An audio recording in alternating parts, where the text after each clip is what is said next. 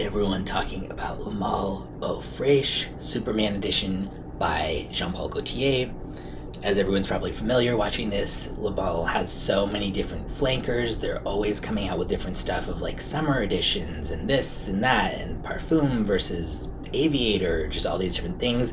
This is one I was really curious about because it just seemed more geared towards my taste, so let's jump in. The notes in this, according to Fragrantica, are mint, aldehydes, neroli, sage, clary sage, amber, woody notes, vanilla, tonka bean, and sandalwood.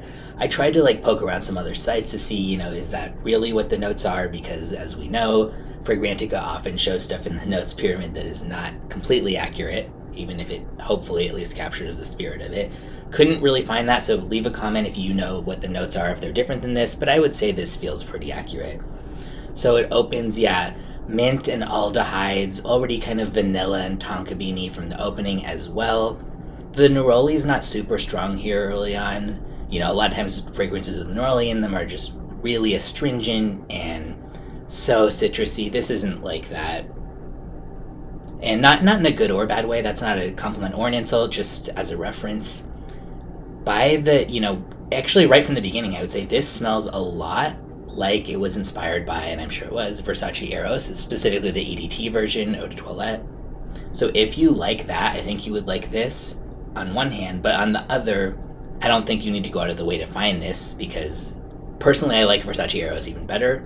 The more fragrances I smell, the more I tend to kind of lean towards niche, and there's so many niche ones that I don't like. It's not at all that I like most niche or something and hate most designer, but as I find new full bottle worthy ones, they tend to be niche. However, Versace Eros is one of the few designer ones that I still really enjoy and I still wear regularly. So to me, this is my favorite of the Le Male flankers that I've ever tried. It has this sweet powdery DNA that line is known for, but it adds kind of like a lighter freshness to it as well, and like a summery spin. So that's kind of what I would say, that this is a summery version of Versace Eros. To me, I've worn Versace Eros in summer many times. To me, it doesn't get too cloying, even in the heat, as long as you don't overspray.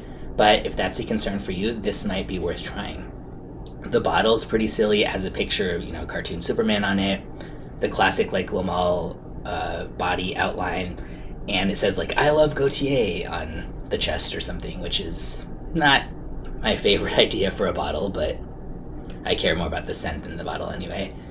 I'm sure it's discontinued because it's hard to find on typical sites like Macy's and places that used to carry it, but you can still definitely get a decant. I will put a link in the sample where you can get that, and there are sites, eBay, all these other places where they do still have the Superman Eau Fraiche Le Male for sale. A lot of fragrance reviewers don't like to talk about fragrances that have been discontinued.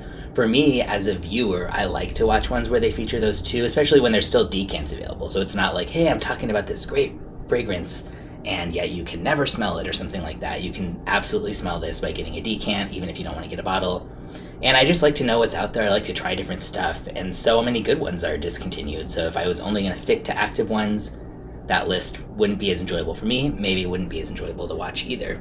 So, the aldehydes in this are pretty strong, much more than I would usually smell in a masculine scent, but not in a bad way. They're not overwhelming and over the top, say how you might feel about some Chanel aldehydes if you're not a fan of that style. They're just very present and they kind of go pretty well actually with the vanilla and tonka bean and the sandalwood sort of creaminess. So I think this actually really works. I would love to have them not have discontinued this. Not that I'd get a bottle again because it's too much like Eros, but I just think that it's a nice one and that a lot of other people might like it who are into that sort of mint vanilla type of vibe. And I'll put a link in the description where you can get a decant. And if you've tried it, let me know what you think, or let me know what your favorite Le Male flanker is if it's presumably not this one.